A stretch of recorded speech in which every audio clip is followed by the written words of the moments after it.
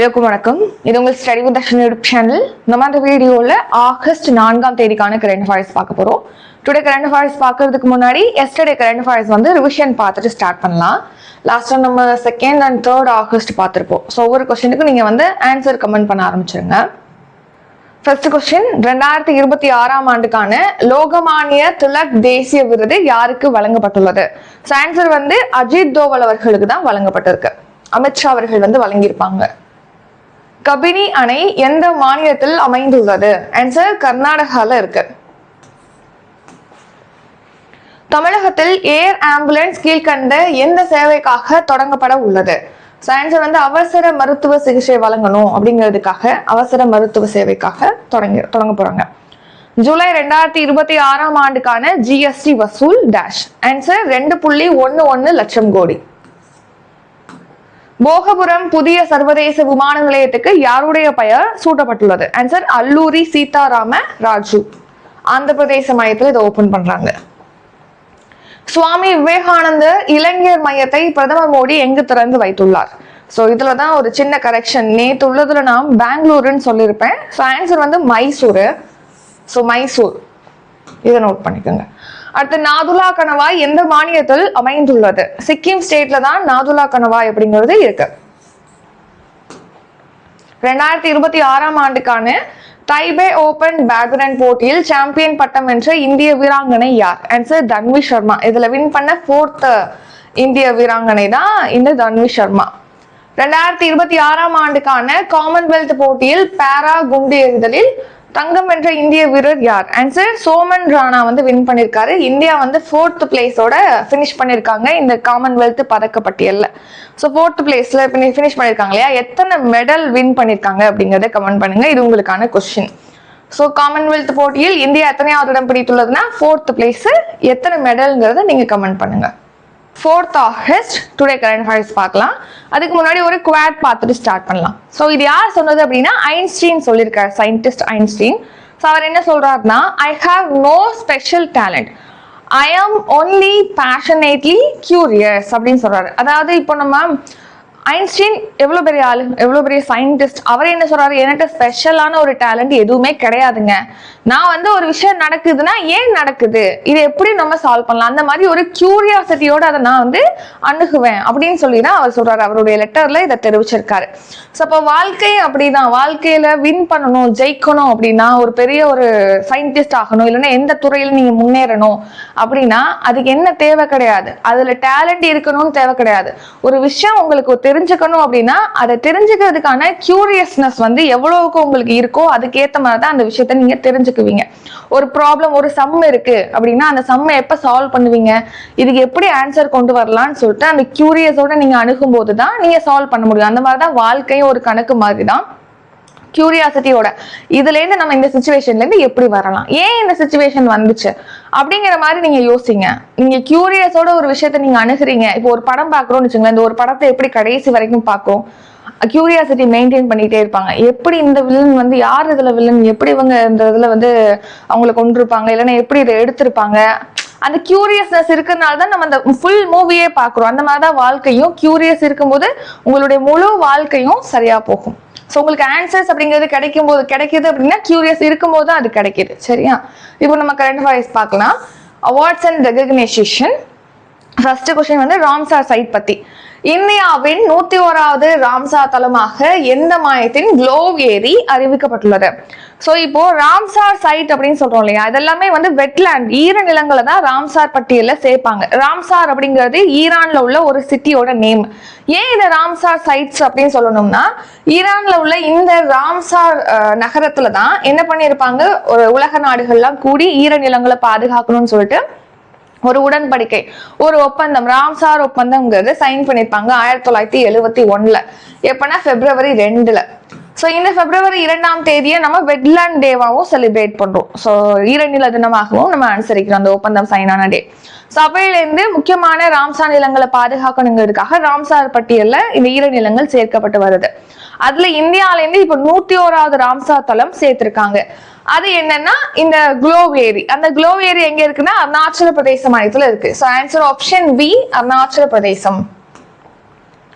So Ramsar site பார்த்தீங்கன்னா இந்தியாவில் 101 இருக்கு இல்லையா, உலக அளவில் அதிகமான ராம்சார் சைட் கொண்ட நாடுகள் வரிசையில் நம்ம இந்தியா வந்து 3rd பிளேஸ்ல இருக்கு. ஸோ ஃபர்ஸ்ட் பிளேஸ்ல யார் இருக்காங்கன்னா யூகே இருக்கு, செகண்ட் பிளேஸ்ல வந்து மெக்சிகோ இருக்கு. ஃபர்ஸ்ட் யூகே, அடுத்து மெக்சிகோ, 3rd இந்தியா. இதுவே ஏஷியா லெவல்ல ஆசியா அளவுல பார்த்தோம் அப்படின்னா இந்தியா வந்து ஃபர்ஸ்ட் பிளேஸ்ல இருக்கு. சீனாவை முந்தி, சீனாவை பெண்ணுக்கு தள்ளி இந்தியா ஃபர்ஸ்ட் பிளேஸ்ல இருக்கு ஆசியா அளவுல.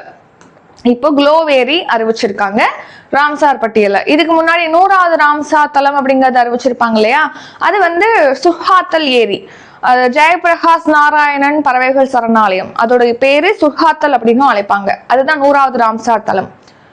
ஸோ இப்போ ராம்சார் சைட்ஸ் இப்போ கடலோர பகுதிகளில் உள்ள சதுப்பு நிலங்களை பாதுகாக்கணும் அப்படிங்கிறதுக்காக ஒரு ஸ்கீம், மிஸ்டி ஸ்கீம் அப்படின்னு சொல்லிட்டு செயல்படுத்திட்டு வராங்க 2023. ஸோ ராம்சார் சைட்டோட ரிலேட்டபிளா உள்ள ஒரு ஸ்கீம்ங்கிறனால இதை பார்க்குறோம். சரிங்களா, இப்போ கடலோர பகுதிகளில் பார்த்தீங்கன்னா இந்த மாங்க்ரோவ் காடுகள்லாம் இருக்கும். ஸோ அதெல்லாமே சதுப்பு நிலங்கள் தான். ஸோ நீர் எப்போதுமே அவைலபிளா இருக்கக்கூடிய அந்த நிலங்களை சதுப்பு நிலங்கள் அப்படின்னு சொல்லுவோம். அந்த மாதிரி நிலங்கள்ல வந்து நிறைய உயிரினங்கள் வந்து வாழ்வதற்கு தகுந்த இடமா இருக்கும். ஸோ அதனாலதான் வெட்லேண்ட்ஸை வந்து பாதுகாக்கணும்னு சொல்லிட்டு நம்ம பார்க்கிறோம். இப்போ அந்த மாதிரிதான் மாங்க்ரோவ் காடுகள் இருக்கு இல்லையா, சதுப்பு நில காடுகள், அந்த காடுகள் கடலோர பகுதிகளில் உள்ள அந்த காடுகளை பாதுகாக்கணும். அதன் மூலமா கடலோர மக்களுடைய வாழ்வாதாரத்தை மேம்படுத்தணுங்கிறதுக்காக தான் மிஸ்ட்ரி அப்படிங்கிற ஒரு ஸ்கீம் வந்து செயல்படுத்துறாங்க. 2023 ஜூன் 5th லான்ச் பண்ண ஒரு ஸ்கீம். இதுல மிஸ்ட்ரின்னு சொல்லி பாக்குறோம் இல்லையா, இதோட ஃபில் ஃபார்ம் என்னன்னா mangrove initiative for shoreline habitats, அதாவது கடற்கரையோர பகுதிகளில் உள்ள அந்த ஹேபிடேட்ஸ் வாழ்விடங்களை பாதுகாக்கிறது. டேஞ்சபிள் இன்கம்ஸ், அந்த மக்களுடைய வாழ்வாதாரத்தை மேம்படுத்துவதற்காகவும் இந்த ஸ்கீம் வந்து செயல்படுத்தப்படுகிறது. ஸோ இது ஒரு 5 இயர்ஸ்க்கு இம்ப்ளிமெண்ட் பண்ணக்கூடிய ஒரு ஸ்கீம். 2023 28 ஆண்டு வரைக்கும் 5 இயர்ஸ்க்கு இதை செயல்படுத்துவாங்க. ஸோ இதோட முக்கிய நோக்கம் என்ன, மாங்க்ரோவ் காடுகள், சதுப்பு நில காடுகளை வந்து ரீஸ்டோர் பண்ணணும், அதன் மூலமா வருவாயை பெருக்கணும் கடற்கரையோர மக்களுக்கு. ஸோ லாஸ்ட் 5 இயர்ஸ்ல 4183 ஹெக்டேர் அளவுக்கு மாங்க்ரோவ் காடுகளானது ரீஸ்டோர் பண்ணிருக்கோம் அப்படின்னு சொல்லி தெரிவிச்சிருக்காங்க. அதான் பாக்குறோம். ஸோ ஃபர்ஸ்ட் குளோவேரி அருணாச்சல பிரதேச மாநிலம் 101வது ராம்சார் தலமா அறிவிக்கப்பட்டிருக்கு. உலகிலே 3rd பிளேஸ்ல இந்தியா இருக்கு. இந்தியா ஆசிய அளவுல ஃபர்ஸ்ட் பிளேஸ்ல இருக்கு. இந்தியாவில அதிகமா ராம்சார் தலங்களை கொண்ட மாநிலம் அப்படின்னா அது நம்ம தமிழ்நாடு, 20 தலங்கள் இருக்கு. அதுக்கடுத்து உத்தரப்பிரதேச மாநிலம் வரும். அடுத்து இன்னொரு முக்கியமான விஷயம் என்னன்னா ராம்சார் சிட்டிஸ்ன்னு சொல்லிட்டு அறிவிச்சிருப்பாங்க. ஸோ இந்தியாவிலேயே முதல் ராம்சார் சிட்டியாக இந்தூரும் உதய்பூரும் அறிவிச்சிருக்காங்க. இந்தூரும் உதய்பூரும்.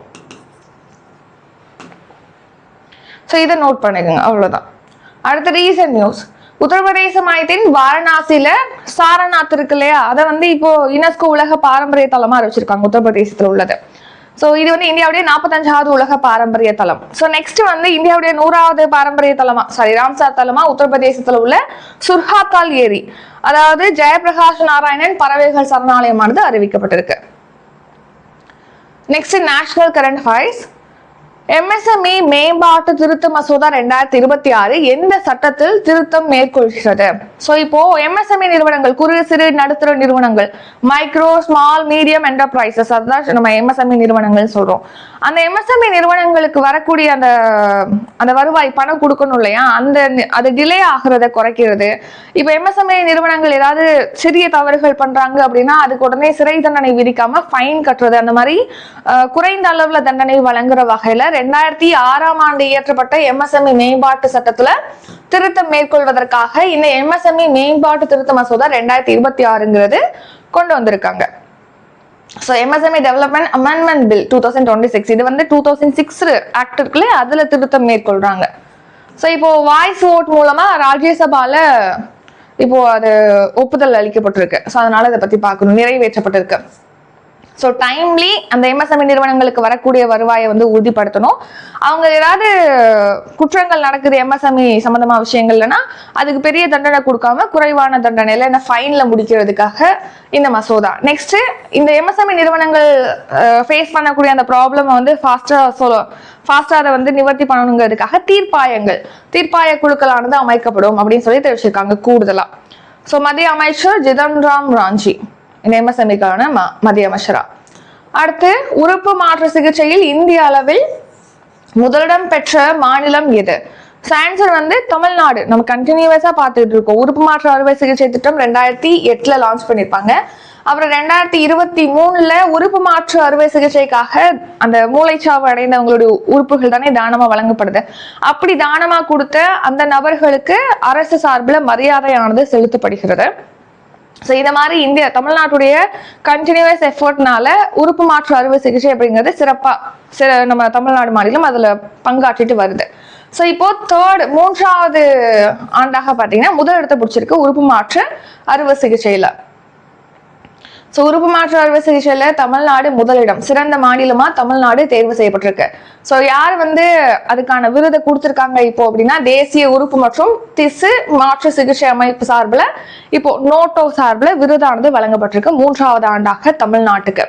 விருதை யார் வழங்கியிருக்காங்கன்னா அனுப்பிரியா படேல், மத்திய சுகாதாரத்துறை இணையமைச்சர் அனுப்பிரியா படேல் தான் கொடுத்திருக்காங்க. ஸோ 266 பேர்கிட்ட உறுப்பு தானமானது செஞ்சிருக்காங்க. ஸோ 1476 உறுப்புகளானது பயன்படுத்தப்பட்டிருக்கு. ஸோ ஃபர்ஸ்ட் பிளேஸ்ல 3வது ஆண்டாக தமிழ்நாடு இருக்கு. ஸோ சேம் அதே தான் இங்கே கொடுத்துருப்போம். அதிக அளவுல உறுப்பு தானமாக வழங்கப்பட்டது வந்து சிறுநீரகம் தான் வழங்கப்பட்டிருக்கு. எவ்வளவு பேருக்கு அரசு மரியாதை செலுத்திருக்காங்க 2023 இருந்து பார்த்தோம்னா 798 பேருக்கு அரசு மரியாதை செலுத்திருக்காங்க தமிழ்நாட்டுல. Next national current affairs. உச்சநீதிமன்ற நீதிபதிகளின் எண்ணிக்கை எத்தனையாக உயர்த்தப்பட்டுள்ளது? ஆன்சர் வந்து 38. இதுக்கு முன்னாடி 34 இருந்துச்சு. அதாவது 33 ஜட்ஜு, ஒரே ஒரு சீஃப் ஜஸ்டிஸ் ஆஃப் இந்தியா, உச்சநீதிமன்ற தலைமை நீதிபதி, 34 பேர் மொத்தம். இப்ப அந்த எண்ணிக்கை 38ஆக இன்க்ரீஸ் பண்ணிருக்காங்க. இது ஃபர்ஸ்ட் ஆர்டினன்ஸ் மூலமா குடியரசுத் தலைவர் அவசர சட்டம் மூலமாக அவங்களுடைய ஆர்டிகல் 123 இந்த ஆர்டிகல் பயன்படுத்தி அவசர சட்டமா கொண்டு வந்திருப்பாங்க. ஒரு அவசர சட்டம் கொண்டு வராங்க, ஆர்டினன்ஸ் கொண்டு வராங்கன்னா அதோட காலம், அதிகபட்ச காலம் என்னன்னா 6 மந்த். 6 மந்த்துக்குள்ள அந்த 2 அவையிலையுமே வந்து அந்த மசோதா கொண்டு வந்து நிறைவேற்றிடணும். அதுவும் அவை கூடும்போது 6 வீக்குக்குள்ள வந்து அவங்க பாஸ் பண்ணிடணும் இது சம்பந்தமான பில்லை இன்ட்ரோடியூஸ் பண்ணி. ஸோ இப்போ ஒரு ஆர்டினன்ஸ் உடைய அதிகபட்ச காலம் அப்படின்னா 6 மந்த் 6 வீக். இப்போ அந்த மாதிரிதான் ஆர்டினன்ஸ் கொண்டு வந்திருப்பாங்க. நீதிபதிகளுடைய அதிகபட்ச எண்ணிக்கையை வந்து 38ஆ இன்க்ரீஸ் பண்ணணும்னு சொல்லிட்டு. அப்போ ஆர்டினன்ஸா கொண்டு வந்தா அடுத்த கூட்டத்தொடர்ல 6 மந்த்துக்குள்ள இன்னொரு கூட்டத்தொடர்ல அவங்க என்ன பண்ணிடணும், அதை மசோதா கொண்டு வந்து நிறைவேற்றணும் இல்லையா? இப்போ மசோதா கொண்டு வந்திருக்காங்க, அது லோக்சபால இப்போ டிபேட் இல்லாம பாஸ் பண்ணிருக்காங்க. அதனாலதான் இதை பத்தி பாக்குறோம். சோ இது எதுல திருத்தம் மேற்கொள்ற வகையில இந்த மசோதா கொண்டு வந்திருக்காங்கன்னா 1956ஆம் ஆண்டு உச்சநீதிமன்ற நீதிபதிகள் சட்டத்தின் கீழ் தான் வந்து நீதிபதிகள் எண்ணிக்கை சட்டத்துலதான் திருத்தம் மேற்கொள்றாங்க. சோ மத்திய சட்ட அமைச்சர் யாருன்னா அர்ஜுன் ராம் மேக்வால். புதிதாக இப்ப 5 பேர் அப்பாயிண்ட் பண்ணிருக்காங்க. மொத்தமா 38ஆ இன்க்ரீஸ் பண்ணிருக்காங்க அதிகபட்ச நீதிபதிகளுடைய எண்ணிக்கையை. எந்த ஆக்ட்ல இது திருத்தம் மேற்கொள்ளுதுன்னா supreme court number of judges act 1956, அதாவது உச்ச நீதிமன்ற நீதிபதிகளின் எண்ணிக்கை சட்டம் 1956 இது திருத்தம் மேற்கொள்ளுது. Central government scheme. ஒருங்கிணைந்த ஓய்வூதிய திட்டம் எந்த ஆண்டு அறிமுகப்படுத்தப்பட்டது? 2025ஆம் ஆண்டு ஏப்ரல் 1 தான் இந்த ஸ்கீம் வந்து ஸ்டார்ட் ஆனிச்சு. யூபிஎஸ்ன்னு சொல்லிட்டு பார்ப்போம், யூனிஃபைடு பென்ஷன் ஸ்கீம் சொல்லிட்டு நம்ம பார்ப்போம்.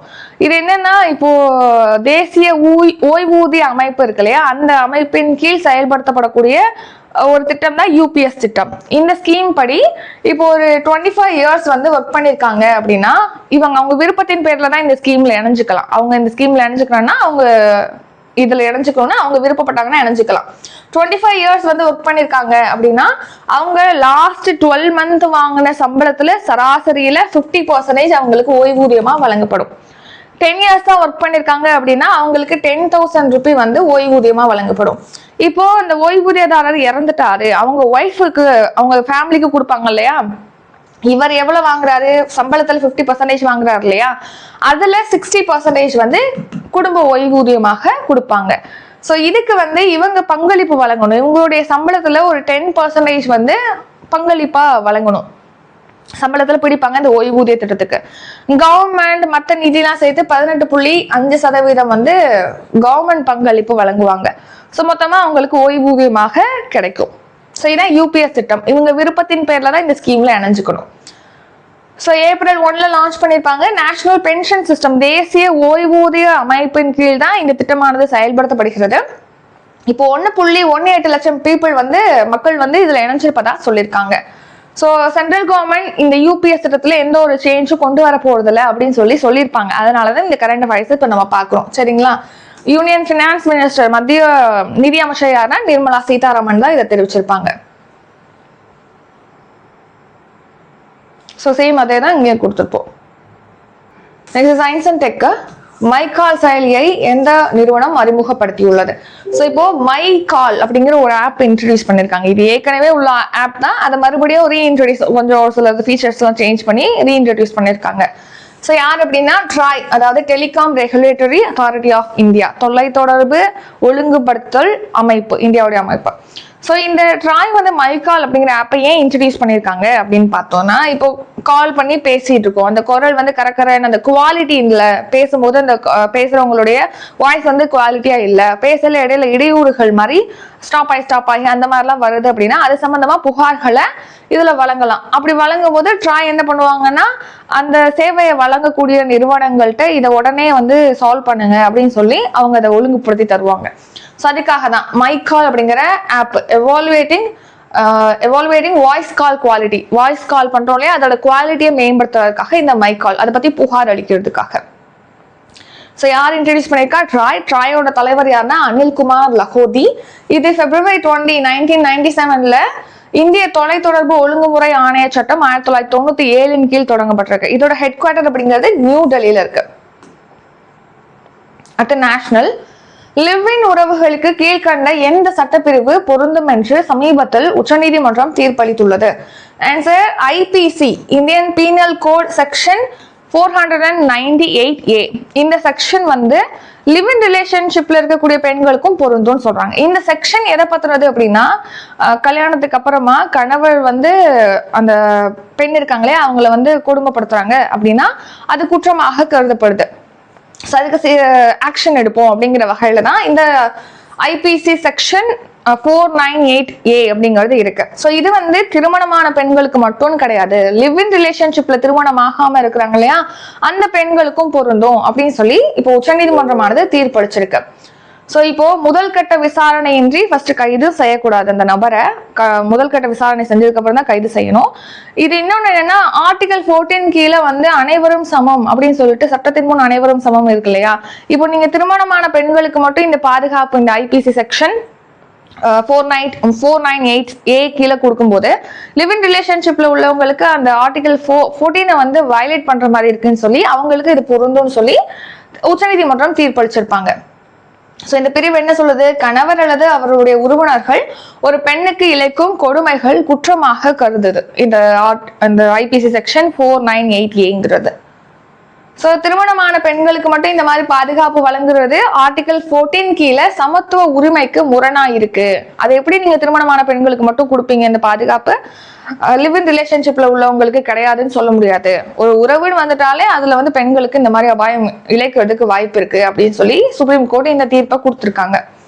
அடுத்து அமைதியான முறையில் போராடும் உரிமை வந்து ரீசன் யூஸ். இது அமைதியான முறையில போராடும் உரிமைங்கிறது இந்திய அரசியலமைப்புடைய ஆர்டிகல் 19 கிளாஸ் 1B கீழே வழங்கப்பட்ட அடிப்படை உரிமை. அதை பத்தி ரீசனா பேசியிருப்பாங்க சுப்ரீம் கோர்ட்ல. வந்தே மாதரம் சம்பந்தமா ஒரு மசோதாவானது கொண்டு வந்து நிறைவேற்றிருப்பாங்க. இது 1971 இயற்றப்பட்ட தேசிய கௌரவத்துக்கு அவமதிப்பு ஏற்படுத்துவதை தடுக்கும் மசோதா இருக்கு இல்லையா, சட்டம் இருக்கு இல்லையா, அதுல திருத்தம் மேற்கொள்றாங்க. இதுல வந்து வந்தே மாதரம் பாடல் பாடும்போது இடையில யாராவது வந்து அதை அவமதிக்கிறாங்க, ஸ்டாப் பண்றாங்க அப்படின்னா அவங்களுக்கும் தண்டனை கொடுக்கறது 3 years வரைக்கும் சிறை தண்டனை. எஸ்சி எஸ்டி மக்களுக்கு எதிராக நடைபெறக்கூடிய கொடுமைகள், பாகுபாடுகள், அநீதிகளை தடுக்கிறதுக்காக SC ST prevention of atrocities act 1989 வந்து கொண்டு வந்திருக்காங்க. இதன் கீழ் வந்து சமூக நீதி சமத்துவமானது எஸ்சி எஸ்டி மக்களுக்கு உறுதி செய்யப்படுது. அடுத்து பிறப்பு இறப்பு பதிவு சட்ட மசோதா அதை இப்போ இன்ட்ரடியூஸ் பண்ணியிருப்பாங்க. இது 1969ஆம் ஆண்டு சட்டத்துல திருத்தம் மேற்கொள்ற வகையில. அடுத்து ஸ்போர்ட்ஸ் கரண்ட் அஃபேர்ஸ். 2030ஆம் ஆண்டுக்கான காமன்வெல்த் போட்டிகள் எங்கு நடைபெற உள்ளது? ஸோ ஆன்சர் வந்து அகமதாபாத். ஸோ 2030 24வது காமன்வெல்த் போட்டி அப்படிங்கிறது நடக்க போகுது. அதை யார் ஹோஸ்ட் பண்றா அப்படின்னா இந்தியா ஹோஸ்ட் பண்றா. இந்தியால எங்க நடக்க போகுது அப்படின்னா குஜராத்ல உள்ள அகமதாபாத்ல நடக்க போகுது. ஸோ இந்த வருஷம் 23rd காமன்வெல்த் அப்படிங்கிறது கிளாஸ்கோல நடந்துச்சு. 4 years ஒன்ஸ் வந்து காமன்வெல்த் போட்டிகள் அப்படிங்கிறது நடக்குது. இந்த வருஷம் நடந்த போட்டியில இந்தியா வந்து 4th பிளேஸ்ல வந்து ஃபினிஷ் பண்ணியிருக்காங்க. ஸோ ஜூலை 23 ஆகஸ்ட் 2 வரைக்கும் நினைச்சு 74 நாடுகள் இதுல பங்கேற்றிருப்பாங்க. அடுத்து இந்தியால இந்த போட்டிகள் நடக்க போகுது. ஸோ அடுத்து இந்திய ஒலிம்பிக் சங்கத்துடைய தலைவராக PT உஷா வந்து இருக்கிறாங்க. ஸோ சேம் இதே தான் இங்கேயும் கொடுத்துருப்போம். Next sports. 2D France famous போட்டியில் பங்கேற்ற முதல் இந்திய வீராங்கனை யார்? ஆன்சர் வந்து ஹர்ஷிதா ஜாகர். ஸோ ஹர்ஷிதா ஜாகர் பார்த்தீங்கன்னா 2D பிரான்ஸ் ஃபேமஸ் போட்டியில வந்து இந்தியாவிலேருந்து முதன்முறையாக பங்கேற்றிருக்காங்க. இந்தியாவிலேருந்து இந்த போட்டியில இந்த சர்வதேச சைக்கிளிஸ்ட் போட்டியில பங்கேற்கிறது இவங்க தான், ஹர்ஷிதா ஜாகர். 19 வயது, ராஜஸ்தானை சேர்ந்த சைக்கிளிஸ்ட். ஸோ இது வந்து 147.9 கிலோமீட்டர் தூரத்துக்கான போட்டி. ஸோ இது முக்கியம் கிடையாது, இவங்க ஃபர்ஸ்ட் டைம் இந்த போட்டியில பங்கேற்றிருக்காங்க. அவங்க யார் அப்படின்னு பார்த்துக்கோங்க. அடுத்து இம்பார்ட்டன்ட் டே. தீரன் சின்னமலையின் நினைவு தினம் எந்த நாளில் அனுசரிக்கப்படுகிறது? ஆன்சர் வந்து ஆகஸ்ட் 3ஆம் தேதி தான் தீரன் சின்னமலையுடைய நினைவு தினம் அப்படிங்கிறது நம்ம அனுசரிக்கிறோம். ஸோ தீரன் சின்னமலை இந்திய சுதந்திர போராட்ட வீரர். ஸோ இவர் 1756 ஏப்ரல் 17 பிறந்திருக்காரு. 1805 ஆகஸ்ட் 3 வந்து சங்ககிரி கோட்டையில இருந்து ஆங்கிலேயர்களால் தூக்கிலிடப்பட்டிருக்காரு. இவருடைய இயற்பெயர் தீர்த்தகிரி. கொங்கு நாட்டுல மேலப்பாளையத்துல தான் இவர் பிறந்திருக்காரு. ஸோ இவர் பாத்தீங்கன்னா காவிரிக்கரை, அப்புறம் ஓடாநிலை, அரச்சலூர் இந்த போர்ல எல்லாம் வின் பண்ணிருக்காரு தீரன் சின்னமலை. கடைசியா சங்ககிரி கோட்டையில இவர் வந்து தூக்கிலிடப்பட்டிருக்காரு. யாருக்கும் வரி செலுத்த மாட்டோம் அப்படின்னு சொல்றது இவருடைய முழக்கம். இவர் அந்த மாதிரி முழக்கம் வந்து எழுப்பியிருக்காரு. அவருடைய நினைவு நாள் இப்போ நம்ம அனுசரிக்கிறோம் இந்த வருஷம் ஆகஸ்ட் 3. அடுத்த ஷார்ட்ஸ். நாட்டின் எந்த சாலையிலையும் நடைபாதை ஆக்கிரமிப்பு இருக்கக்கூடாது. அனைத்து சாலைகளும் நடந்து செல்றவங்களுக்கு பாதைகள் எல்லைகள் தெளிவாக குறிப்பிட வேண்டும் சொல்லிட்டு மத்திய அரசுக்கு உச்சநீதிமன்றம் உத்தரவிட்டிருக்காங்க. அதாவது ஆர்டிகல் 21 கீழே நம்ம வந்து சுதந்திரமான வாழ்வதற்கான உரிமை, சுதந்திரமாக வாழ்வதற்கான உரிமைன்னு சொல்லிட்டு நம்ம பார்க்கிறோம். Right to live and personal liberty அப்படின்னு சொல்லி பார்க்கணும் இல்லையா? அதன் கீழே நடைபாதைகள்ல நடந்து செல்வது ஒரு அடிப்படை உரிமைன்னு சொல்லிட்டு ரீசெண்டா தான் உச்சநீதிமன்றம் தீர்ப்பளிச்சிருப்பாங்க. ஸோ அதனால என்ன பண்ணோம்னா, இப்ப நடைபாதைகள் இருக்கு இல்லையா, மோட்டார் வாகனங்கள் போகக்கூடாது, நடக்கிறதுக்கு மட்டுமே நடைபாதையானது இருக்கணும், வரையறுக்கப்பட்ட எல்லைகளானது இருக்கணும் அப்படின்னு சொல்லி தெரிவிச்சிருக்காங்க. ஏன்னா ஒரு சின்ன பையன் இந்த மாதிரி நடைபாதையில் நடந்தும் போது ஒரு ஆக்சிடென்ட்ல அவங்க இறந்துட்டாங்க. ஸோ அதை அடுத்து தான் இந்த தீர்ப்பை வந்து வழங்கியிருப்பாங்க. August 4 today current affairs revision பார்க்கலாம். First question. இந்தியாவின் 101வது ராம்சார் தலமாக எந்த மாநிலத்தின் குளோவ் ஏரி அறிவிக்கப்பட்டுள்ளது? ஆன்சர் அருணாச்சல பிரதேச மாநிலம். MSME மேம்பாட்டு திருத்த மசோதா 2026 எந்த சட்டத்தில் திருத்தம் மேற்கொள்கிறது? MSME மேம்பாட்டு சட்டம் 2006. உறுப்பு மாற்று சிகிச்சையில் இந்திய அளவில் முதலிடம் பெற்ற மாநிலம் எது? ஆன்சர் வந்து நம்ம தமிழ்நாடு. உச்சநீதிமன்ற நீதிபதிகள் எண்ணிக்கை எத்தனையாக உயர்த்தப்பட்டுள்ளது? ஆன்சர் 38, 38 உயர்த்திருக்காங்க.